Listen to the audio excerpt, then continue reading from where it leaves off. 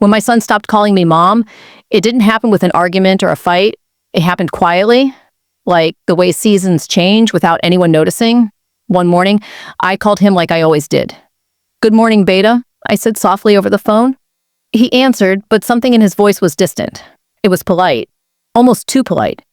Like I was someone from work, not the woman who had held his hand through childhood fevers and late-night exams. I remember smiling after that call, pretending it didn't hurt, but deep down, I felt something break. A small, invisible thread that used to tie us together. Warmth, laughter, routine. It suddenly felt loose. When he got married, everyone told me this would happen.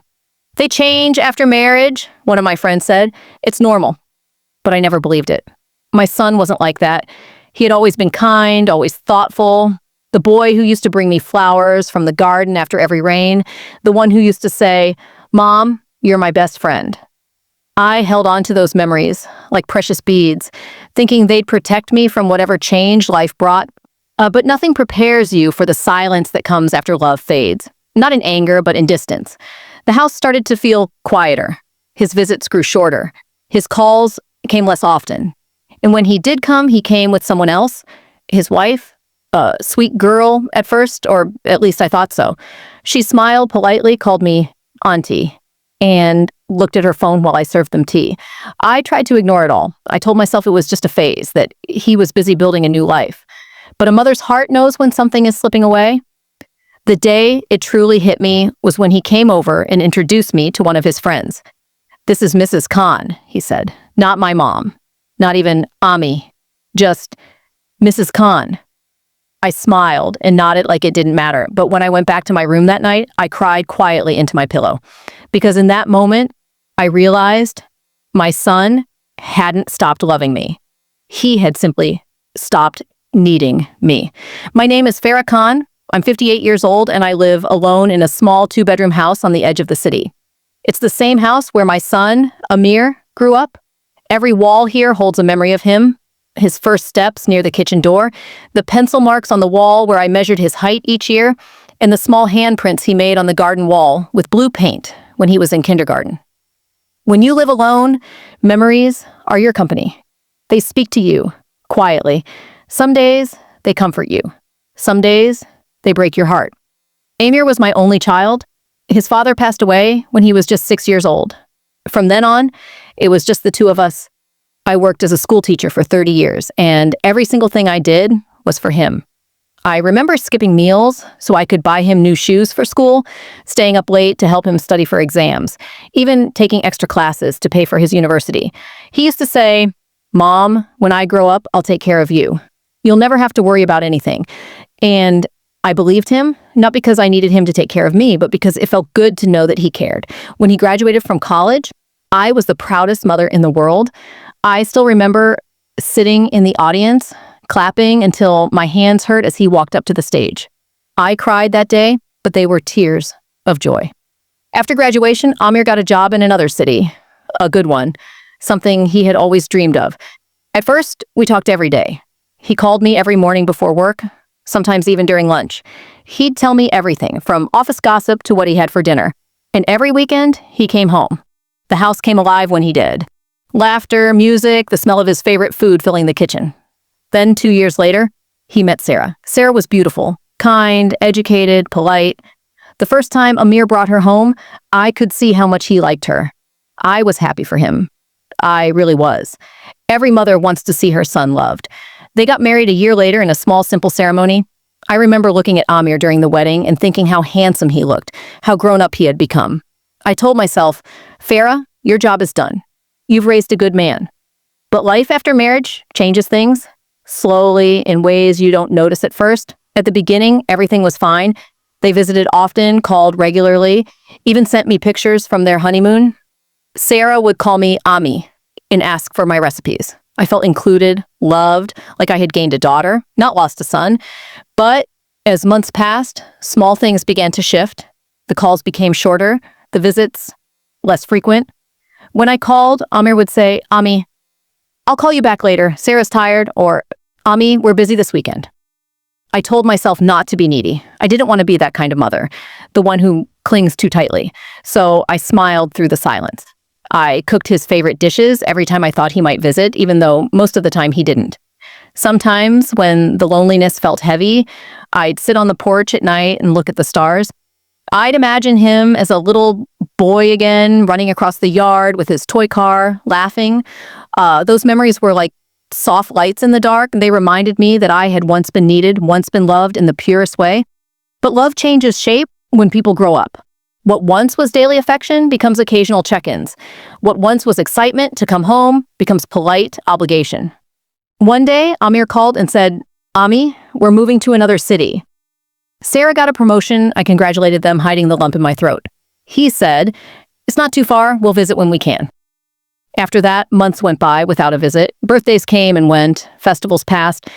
I sent messages that sometimes got replies, sometimes didn't.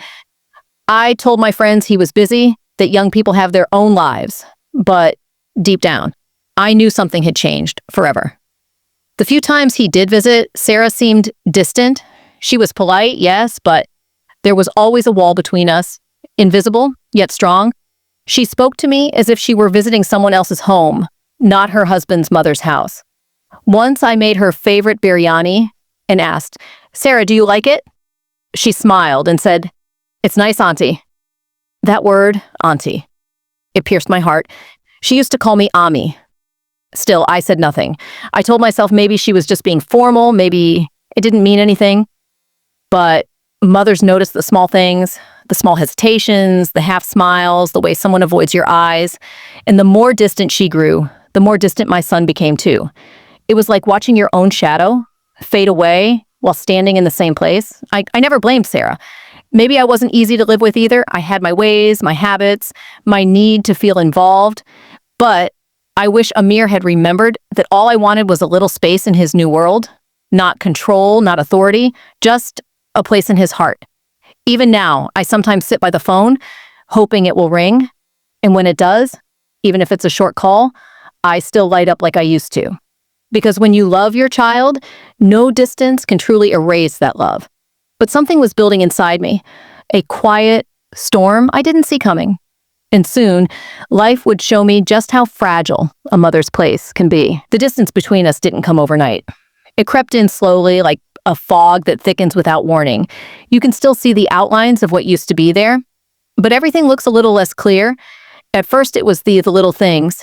He stopped asking me how my day was. He stopped calling me before going to sleep. And when he did call, it felt like he was checking a box.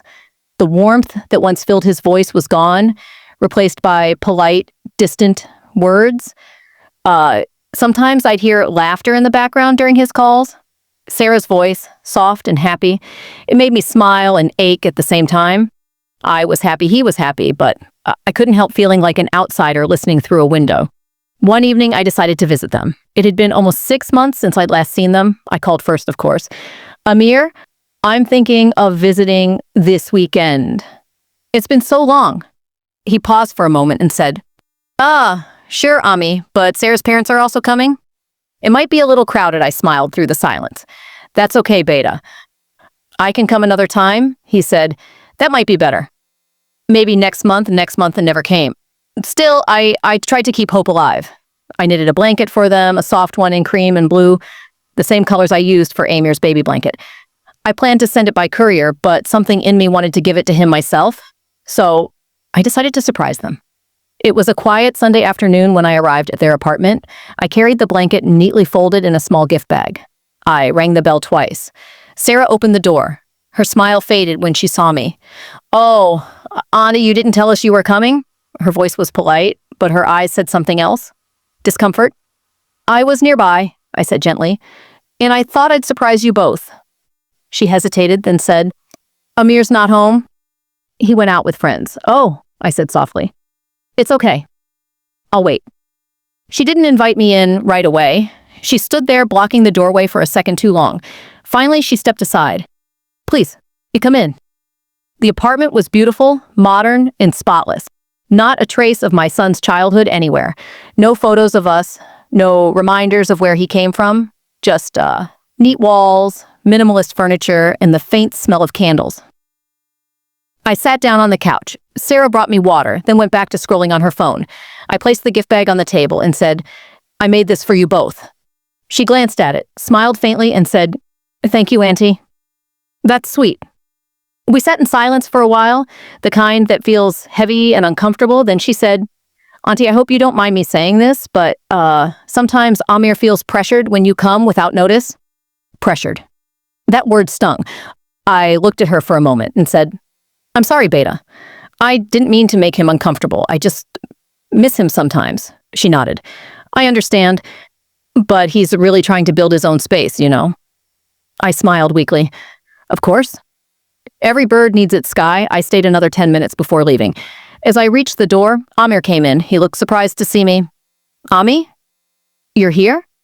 "I was just leaving," I said quietly. He gave me a quick hug, but it felt different. Brief, distracted. "Next time, just call first, okay?" he said gently. I nodded, smiled, and walked away with the same blanket still in my bag. That night, I sat on my bed, holding the blanket against my chest. It still smelled like the yarn I'd spent weeks knitting with my own hands. I whispered to myself, maybe he'll call tomorrow. But tomorrow never came. Months went by after that visit. I didn't call much anymore. I thought maybe giving them space would bring him closer again. Sometimes silence can make people realize what they're missing, or at least that's what I told myself. But silence only made me invisible. One evening, it was raining heavily. I was sitting by the window watching the water drip from the roof. The phone rang. For a moment, my heart jumped. I thought it was Amir, but it was Sarah. "Hello, Auntie," she said, her voice calm but cold. "I wanted to talk to you about something." "Yes, Beta?" I said. She took a short pause before speaking. "Amir and I feel that it might be better if you don't visit for a while." I froze. "Did I do something wrong?" I asked quietly. No, she said quickly. "It's just Amir's been very busy, and when you come, he feels torn between work and spending time with you. It's stressing him out." I didn't know what to say. I just listened. "I hope you understand," she continued. We're not trying to hurt you, Auntie. We just need some space." I forced a smile she couldn't even see. "Of course, Beta. I understand." After the call, I sat in silence. The sound of rain outside felt heavier now, almost cruel. I looked at the photo frame on the table. Amir as a little boy, smiling with his missing front teeth, holding my hand. I ran my fingers over the glass. I whispered, "How did we end up here, my son?" For days, I couldn't eat properly. I'd make tea and forget to drink it. I kept checking my phone, but he didn't call. Not once. Sometimes I'd draft a message, "Are you okay?" Or just wanted to hear your voice, but I'd delete it before sending. I didn't want to be a burden. Then one morning, I got a text. It was from Amir. He wrote, "Ami, Sarah and I will come by this weekend. Need to talk." My heart leapt. Finally, maybe things would be all right again.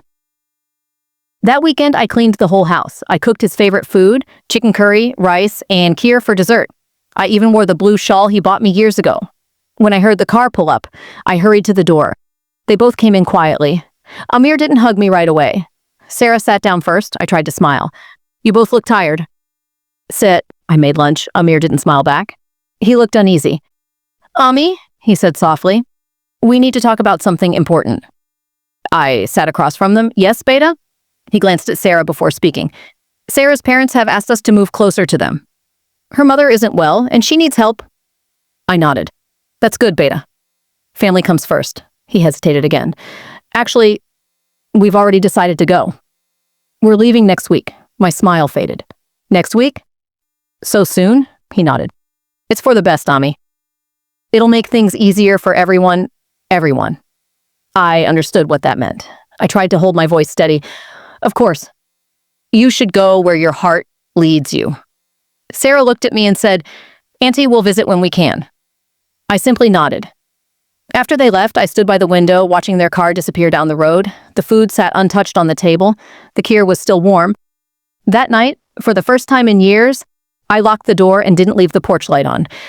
I used to keep it burning, hoping he might visit unexpectedly. But that night, I knew he wouldn't. He wasn't my little boy anymore. He had a new home, a new family, and a new world, one where I didn't fit anymore.